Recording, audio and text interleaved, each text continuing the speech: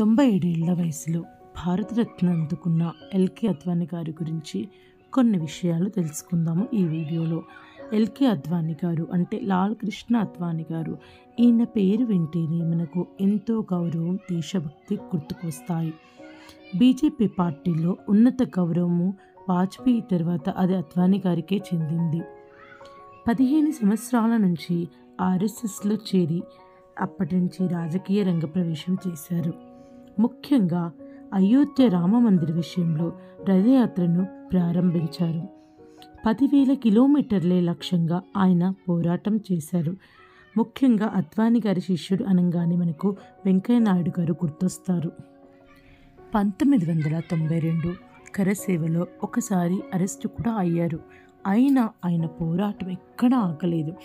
1998 నుండి 2004 వరకు కూడా ఉప ప్రధానిగా కూడా పనిచేశారు. దేశం కోసం ఆలోచించే 97 ఏళ్ల వయసులో మన అద్వానీ గారికి భారతరత్న పురస్కారం రావడం చాలా సంతోషంగా, ఆనందంగా కూడా ఉంది. కంగ్రాచులేషన్స్ టు అద్వానీ గారు.